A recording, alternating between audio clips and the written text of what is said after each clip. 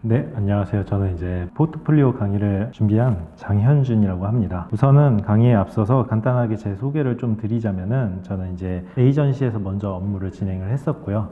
그 다음에 인하우스로 옮겨서 편집 디자인 위주의 디자인을 하다가 지금은 디자인 전문 기업에서 일을 하고 있습니다. 그래서 총 6년 정도의 경력을 가지고 있고요.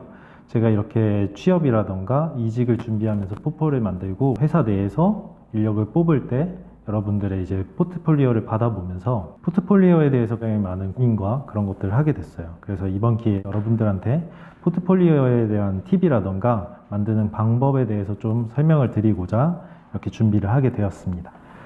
그래서 이번 시간은 이미 포폴에 대해서 여러분들은 다 알고 계실 거라고 생각을 해요. 그래서 포폴에 대해서 이미 알고 계신 내용을 들었다면 그 부분 확인하는 시간을 가졌으면 좋겠고요. 그 다음에 뭐 처음 듣는 사실이라던가 이런 부분은 여러분들 포폴을 디벨롭 할 수 있는 그런 기회로 삼았으면 좋겠습니다. 자, 그럼 들어가기에 앞서서 제가 툴에 대한 얘기를 좀 해볼게요. 일단 포트폴리오는 편집 디자인이라고 생각을 해주시면 되는데 이런 편집 디자인인 만큼 얘네를 거기에 맞는 프로그램인 인디자인을 쓰는 것을 저는 추천을 드려요. 인디자인을 쓰는 이유 세 가지를 말씀을 드리면요. 첫 번째로는 일단 그리드를 활용하기 굉장히 좋다는 거예요. 얘네들은 이제 인디자인은 그리드가 처음부터 아예 그렇게 기본 값으로 잡고 시작을 할 수 있게 되어 있기 때문에 그런 것들을 이용해서 뭐 페이지들의 통일감이라던가 그 다음에 바리에이션을 하는데 굉장히 도움이 되게 됩니다. 두 번째로는 이제 가볍다라는 얘기를 드리고 싶은데요. 일러스트로 작업하시는 분들도 굉장히 많아요. 근데 일러스트의 경우에는 이제 작업물이 계속 늘어나면은 파일 자체 용량이 계속 커져갑니다. 그래서 여러분들이 이제 지금 포폴 만들고 끝나실 게 아니잖아요. 요즘에 이제 평생 직장이라는 게 없기 때문에 여러분들은 이제 계속 앞으로도 이직을 하게 되실 텐데 그때마다 포폴을 계속 업데이트를 해주셔야 돼요. 그러면은 그때마다 일러스트레이터를 사용하는 경우에는 용량이 계속 커지게 되겠죠. 그리고 나중에 되면 이제 너무 느려져 가지고 관리하기 힘들어지는 문제가 생기게 됩니다. 반면에 인디자인 같은 경우에는 그 그래픽이나 그림 같은 경우 또는 사진 같은 경우를 불러오더라도 이거를 파일 내에 저장하는 형태가 아니라 링크로 긁어오기 때문에 아무리 작업량이 많아지더라도 용량 자체에 큰 변화가 없고 뭐 느려진다던가 이런 것도 문제가 훨씬 적어요. 그래서 여러분들이 이제 추후를 생각한다면은 인디자인으로 작업을 하시는 게 훨씬 좋다는 말씀을 드리고 싶고요. 마지막으로는 인디자인에서 이제 하나의 포맷을 만들어 두시면은 여기서 이제 글을 바꾸거나 이미지를 바꾸는 게 굉장히 쉬워요. 그래서 여러분들이 한번 만든 페이지를 쭉쭉쭉 계속 늘려나가거나 뭐 새롭게 편집을 할 때 훨씬 더 편하기 때문에 인디자인을 사용하는 것을 추천을 드립니다. 그러면은 강의의 순서에 대해서 설명을 드릴게요. 처음에는 포트폴리오란 무엇인가, 그리고 포트폴리오 전략, 그 다음 유형, 그 다음에 구성, 그 다음에 결론으로 마무리를 하도록 하겠습니다. 첫 번째, 포트폴리오란 무엇인가? 여러분들 아까 제가 말씀드린 것처럼 여러분들 포폴이 뭔지는 알고 계실 거예요. 뭐 간단하게 사전적인 의미로 뭐 알아보자면은 여러분들 실력을 보여줄 수 있는 편집물이라고 생각을 해주시면 됩니다. 이런 포트폴리오는 굉장히 중요한데 두 가지 이유로 중요성을 말씀을 드릴게요. 첫 번째로는 내적인 요인인데요. 여러분들이 이제 포폴에 넣기 위해서 작업물들을 제작을 하고 그 작업물들을 포폴에 넣고 정리를 함으로써 여러분들이 어떤 분야의 작업물을 많이 진행을 했는지 그리고 어떤 분야의 퀄리티가 괜찮은지 또는 어떤 분야의 퀄리티가 떨어지는지들을 판단을 할 수 있게 돼요. 그러면은 그걸 통해서 여러분들이 앞으로 어떤 분야를 늘려나가야 될지 또는 어떤 분야의 작업물을 계속 퀄리티를 올려야 될지 앞으로의 계획을 수립할 수 있게 됩니다. 두 번째로는 외적인 요인인데 이게 가장 중요합니다. 여러분들을 모르는 분들이 여러분들 실력을 판단하기 위해서는 무엇을 볼까요? 뭐 이력서를 볼 수는 있겠지만 여기에 여러분들 실력에 대한 뭐 기준을 뭐 나눌 수 있는 그런 근거들이 없잖아요. 결국 여러분들 포트폴리오를 보고선 여러분들의 능력을 평가하게 되는 겁니다. 그래서 평소에 여러분들이 굉장히 좋은 실력을 갖고 있어도 여러분들 포폴에서 이 정도밖에 보여줄 수 없다면은 그분들이 보기에는 여러분들 실력은 딱 이 정도밖에 안 되는 거예요. 그래서 여러분들의 실력 자체가 포트폴리오라는 점. 그래서 굉장히 중요하다는 점을 말씀드리고 싶습니다. 그러면 이런 중요한 포트폴리오를 제대로 된 전략으로 만들어야겠죠. 전략으로 세 가지를 말씀을 드릴게요. 첫 번째로는 무엇을 보여줄 것인가. 일단 여러분들이 사회 초년생이거나 또는 이제 막 사회로 나가려는 분들이 많을 거라고 생각이 들어요. 그래서 여러분들은 지금 작품 양이 많지 않을 거라고 생각이 됩니다. 보통 그런 경우에는 자기의 작업물들의 대부분을 모두 포폴에 넣는 경우가 있는데, 이게 양으로서는 좀 더 많아지는 효과가 있을 수는 있지만 여러분들의 약점을 노출하는 문제가 발생하게 됩니다. 뭐 예를 들어서 다른 사람들과 포폴로 비교를 하고 있는데 잘한 작품을 봤을 때는 거기일 수도 있어요. 왜냐면은 다들 모두 잘하는 작품들을 업로드를 했기 때문에. 근데 반면에 이제 못한 작품에서는 여러분들의 약점을 노출할 수 있어요. 예를 들면은 뭐 서체를 운영하는 게 굉장히 미숙하다거나, 예를 들면 또 뭐 서체에서 행간이라던가 자간을 조절하는 게 조금 어색하다 싶으면은 여기서 이미 마이너스를 먹고 가는 거예요. 그래서 차라리 이렇게 약점이 될 거는 처음부터 걸러내고, 그리고 잘된 것만 위주로 보여주는 게 훨씬 낫다라고 말씀을 드리고 싶어요. 두 번째로는 여러분들 컨셉이랑 진행 과정이 포폴 내에 보이도록 작업을 해 주셔야 됩니다.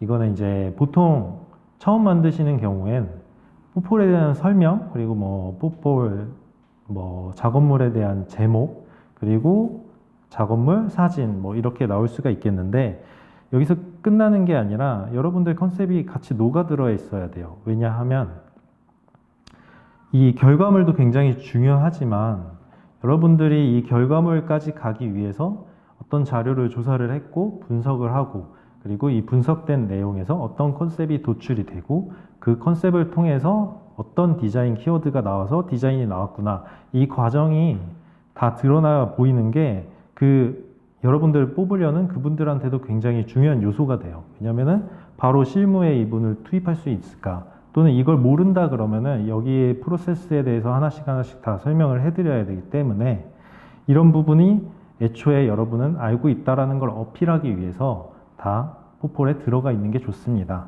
근데 이게 이제 또 글로만 들어가게 되면은 보통 글이 많으면 여러분들도 잘 안 읽게 되잖아요. 그래서 글이 아니라 그래픽화를 시켜가지고 바로 보더라도 이해할 수 있게 보여주는 게 가장 좋은 방법입니다. 그리고 여러분들 분야 위주로 디자인을 정리를 해주시는 게 좋아요. 예를 들어서 여러분들이 이제 브랜딩 쪽으로 앞으로의 진로를 결정하고 싶다라고 하는데 패키지가 너무 많으면 안 되겠죠. 그래서 여러분들이 가고자 하는 방향 위주로 프로젝트 수를 많이 조절을 해주시는 게 좋아요. 그리고 마지막으로는 이건 팁인데, 여러분들이 조별 과제라던가 또는 팀 작업으로 하시는 경우도 많잖아요. 그럴 때 참여도를 표현을 해주시는 게 가장 좋습니다. 면접 때 면접관 분들이 가장 많이 물어보시는 질문 중에 하나가, 이 작업은 혹시 혼자 하셨나요? 또는 혼자 한 게 아니라 팀 작업일 경우에는 참여도는 어느 정도 되는지, 또는 어떤 역할을 맡았는지 물어보게 됩니다. 이런 것들을 물어보시기 전에 포폴 자체에서 표현을 해주신다면은 좀 더 센스 있어 보이게 되고, 그리고 포폴에서도 그 부분이 하나의 디자인 요소로 작용을 할 수 있습니다. 자, 여기 보시면은 로고가 나오는데 그 로고의 형태가 뭐와 뭐가 결합돼서 나왔는지를 그래픽적으로 보여주고 있잖아요.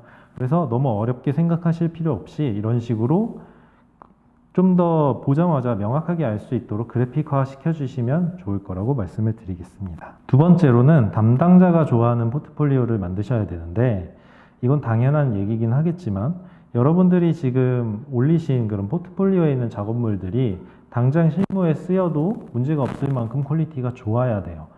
여러분들을 뽑아서 회사들이 이 사람을 많이 가르쳐야 된다라고 하면 그분들 입장에서도 굉장히 손해가 크겠죠. 그래서 애초에 바로 실무에 투입할 수 있는 퀄리티를 가진 디자이너를 뽑을 거예요. 그래서 여러분들은 계속 퀄리티를 올려주셔야 돼요. 두 번째로는 포폴 자체도 하나의 편집 디자인이라고 제가 앞에서 말씀을 드렸잖아요. 그래서 이 부분에서 여러분들의 편집적인 능력을 어느 정도 보여줄 수 있어요. 이 부분에서 레이아웃이라던가 서체를 운영하는 방법, 그리고 계층 구조, 통해서 이 사람은 어느 정도 하는구나, 또는 너무 못해가지고 이 부분이 너무 미숙한 것 같아 라고 하면은 이 포폴 자체에서 풍기는 분위기가 있어요. 이 사람은 실력이 어느 정도 되겠구나. 그래서 여러분들은 이 부분에서 편집적인 그런 능력을 좀 키워주시는 게 좋습니다. 여기 지금 PT에 보시는 하단에 보시면은 두 가지의 디자인이 있죠. 어떤 게 더 좋아 보이시나요? 당연하지만 한쪽 게 훨씬 좋아 보이죠. 그것처럼 여러분들도 그렇게 보이지만 여러분들을 뽑는 사람도 그렇게 보일 거예요. 여기서 마이너스를 받지 않도록 좀 주의를 해주시면 좋을 것 같아요. 여기서 한 가지 팁을 드릴게요. 서체마다 좀 다르긴 하지만은 서체를 약간 장평을 조금 좁게 주고 그 다음에 자간을 줄여주는 게 좋아요. 그렇게 되면은 서체가 원래 있는 것보다는 조금 좌우 폭이 줄어들게 되겠죠. 이런 서체가 좋은 이유가 뭐냐면은 요즘 여러분들이 많이 사용하고 있는 매체가 뭐냐면은 스마트폰이에요. 스마트폰이 세로로 긴 형태잖아요. 그래서 이러한 디자인들이 나오게 된 거고요. 뭐 지금 최신 출시되는 폰트라던가 이런 것들을 보면은 자간도 굉장히 좁게 쓰여지고 있고요. 장평 자체도 좀 좁게 설정이 되어 있습니다. 심지어는 아예 좌우 폭이 굉장히 좁은 서체도 많이 나오고 있어요. 근데 옛날 서체 같은 경우에는 거의 정사각형 형태를 갖고 있고 자간도 굉장히 벙벙한 경우가 많아요. 그래서 이럴 경우에는 자간을 조금 줄여주시고 그 다음에 뭐 장평도 조금 줄여주시는 게 훨씬 예뻐 보일 거라는 그런 팁을 말씀드리고 싶어요. 자, 전략 세 번째로는 여러분들 자신만의 컨셉을 포폴에 녹여주시는 게 좋아요. 여러분들 앞에 포폴이 굉장히 많이 있다고 생각을 하시면은 중에 몇 개를 뽑아야 돼요. 근데 시간이 별로 없다? 그랬을 때 눈에 튀는 게 가장 좋겠죠. 그래서 여러분들은 그렇게 눈에 띌 수 있도록 여러분들만의 컨셉을 포폴에 녹여주시는 게 좋습니다. 제 얘기를 조금 해볼게요. 저는 대학생 때 굉장히 활동적인 취미를 좋아했어요. 롱보드의 경우에는 그 당시에 타는 사람이 굉장히 없었어요. 그래서 대학교 내에서는 저랑 딱 한 명 해서 총 2명 정도만 있었는데, 그래서 그 대학교 내에서 롱보드를 타고 지나가는 사람이 있다라고 하면 거의 대부분 저로 봤어요. 그래서 이게 이제 어떻게 보면 저를 대변할 수 있는 아이덴티티라고 생각을 했고, 이 부분을 이용해서 내 아이덴티티를 만들어서 포폴을 만들면 어떨까라고 대학생 때 생각을 하게 되었습니다. 그래서 제 이름이 이제 장현준인데, 여기서 장자를 따고 롱보드에 롱자를 따서 장롱이라는 키워드를 만들었어요. 어떻게 보면 굉장히 억지스럽긴 하지만 이게 어렵지 않다는 걸 조금 설명드리고 싶었어요. 이렇게 간단하게 제 셀프 브랜딩을 하고 그거를 이제 그림으로 그려가지고 하단에 보시는 것처럼 처음에는 저렇게 뭐 핸드 드로잉 느낌으로 제작을 했어요. 그 다음에는 좀 더 세련된 느낌으로 변경을 하게 되었습니다. 그러면 이렇게 만든 셀프 브랜딩을 이용해서 뭐 아이콘이라던가 그 다음에 선의 두께라던가 그리고 컬러를 어떻게 사용을 할 것인가, 터치라던가 이런 부분들을 다 통일감 있게 하나로 만들어 주시는 작업을 해주시면 돼요. 그리고 이것들을 다 적용해서 포트폴리오를 만들어 주시면은 전체적인 통일감이 좋아지고 그리고 하나의 컨셉으로 완성이 되게 됩니다. 포트폴리오는 여러분들의 작품을 보여주기 위한 작품집인데, 여기서 작품이 잘 안 보이는 중요한 기능을 잃었다고 볼 수 있겠죠. 그래서 컨셉이 너무 도가 지나치지 않도록 조심을 해주셔야 됩니다. 다음으로는 포트폴리오 유형에 대해서 알아보도록 할게요. 두 가지로 말씀을 드릴게요. 첫 번째로는 일반 기업을 대상으로 할 건지 디자인 에이전시를 목적으로 할 건지에 따라서 약간의 형태가 달라지게 됩니다. 일반 기업 같은 경우에는 뭐 어떤 디자이너를 원하는지, 어떤 분야의 디자이너를 뽑는지가 명확하게 나와 있어요. 그래서 거기에 맞춰서 심플하게 만들어 주시면 되는데, 문제는 이제 디자인 에이전시 같은 경우에는 뭐 브랜딩 에이전시라고 하더라도 영상을 한다던가 또는 뭐 패키지 디자인을 한다던가 또는 뭐 행사의 전반적인 디자인을 맡는다던가, 그래서 여러분들이 구성을 할 때 브랜딩이라고 한다면은 브랜딩 위주로 구성을 하는 건 맞지만 내가 이것도 할 줄 알고 이 분야도 할 줄 알고 이런 분야도 잘한다는 거를 보여주기 위해서 할 수 있는 걸 최대한 많이 보여주는 구성으로 짜주시는 게 좋아요. 두 번째로 말씀을 드리자면은 형태에 따른 유형으로 좀 나눌 수 있을 것 같아요. 출력물인지 또는 PDF인지 또는 웹인지에 따라서 포폴의 형태가 좀 달라지게 되는데, 앞에 보시는 것처럼 이런 식으로 책자의 형태로 생겼는데요. 이 출력물 같은 경우에는 여러분들이 PDF를 만든다고 하더라도 이런 출력물 만들어서 면접 당시에 가져가서 보여드리면 훨씬 더 좋고요. 그 다음에 여러분들 디자인을 좀 더 여러분들 의도대로 보여주기에도 좋고, 그 다음에 종이라던가 뭔가 후가공을 통해서 좀 더 퀄리티 있어 보이게 만들 수 있는 장점이 있어요. 근데 이거는 이제 인쇄와 관련이 있잖아요. 그래서 인쇄에 관련돼 가지고 간단한 팁을 좀 드리자면은, 알고 계시면 좋을 만한 게 세 가지가 있어요. 종류가 굉장히 많지만 그 중에서 디지털 인쇄는 여러분들이 일반적인 프린터라고 생각을 해주시면 돼요. 그리고 옵셋 인쇄는 책을 뽑는 그런 프린터라고 생각을 해주시면 되는데, 그 앞에 보시는 것처럼 굉장히 큰 형태예요. 그리고 길이가 굉장히 길어요. 그리고 굉장히 소리가 크고 뭐 여러 가지 특징들을 갖고 있는데, 얘의 가장 큰 특징은 뭐냐면은 소량 인쇄가 불가능하다는 거예요. 그래서 무조건 대량으로만 인쇄를 해야 되고, 그 다음에 인쇄의 퀄리티가 가장 좋다는 점이 있어요. 근데 여러분들은 포폴을 대량으로 뽑을 게 아니기 때문에 이런 것들은 뭐 그냥 기본적인 지식으로 알아두시면 될 것 같고, 여기서 기억하셔야 되는 건 인디고 인쇄예요. 그래서 일반적인 가정에 있는 그런 프린터보다는 훨씬 질이 좋고요. 종이의 선택폭도 훨씬 넓고, 그 다음에 종이의 크기에서도 좀 더 자유로워요. 게다가 가장 큰 장점은 소량으로도 인쇄가 가능합니다.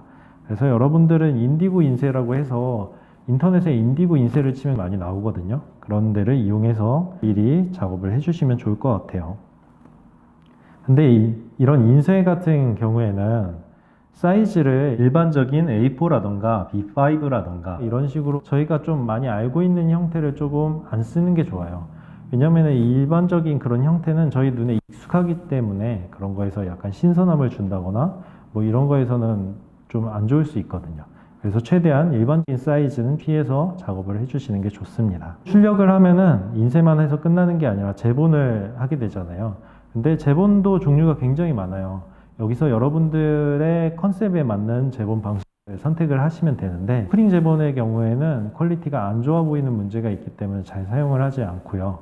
그 다음에 무선 제본을 가장 많이 사용을 하는데, 중철 제본도 나쁘진 않아요. 왜냐면은 중철 제본 같은 경우에는 중앙에 이제 스테이플러가 박힌 형태인데, 펼침성이라 그래서 이게 펼쳐지는 각도가 굉장히 자유로워요. 그래서 여러분들이 양쪽 페이지가 겹쳐지도록 만들었어요, 이미지가.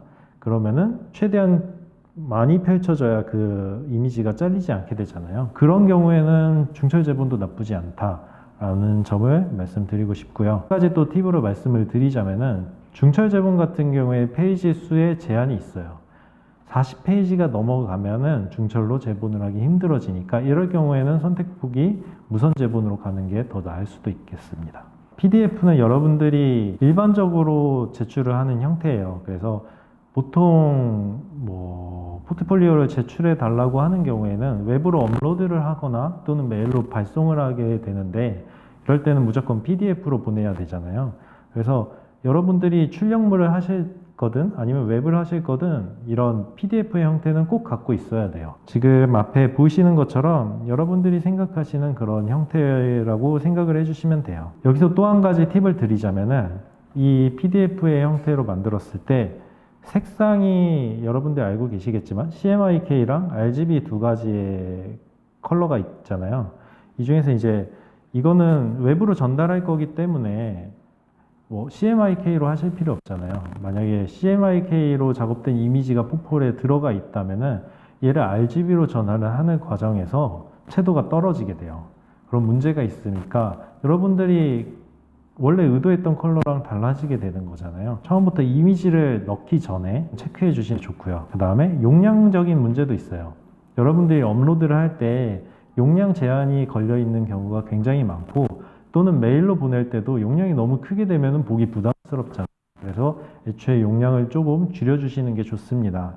요즘 이제 스몰 PDF라던가 이런 PDF의 용량을 줄여주는 사이트들이 많으니까 이런 데를 이용해서 용량을 조금 줄여주시는 게 좋을 것 같아요. 여기서 사이즈에 대한 팁도 한 가지 더 드릴게요.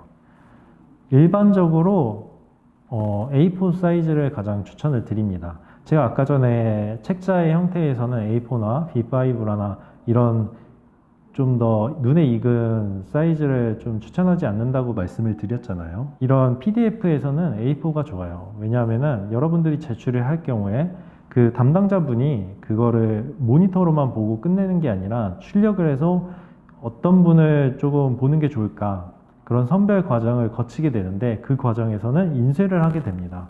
근데 회사에 있는 일반적인 프린터라고 하면은 디지털 복합기를 생각할 수 있잖아요. A4 용지의 넓이 안에서 가장 좀 효율적인 사이즈는 뭘까라고 생각하면 당연히 A4겠죠.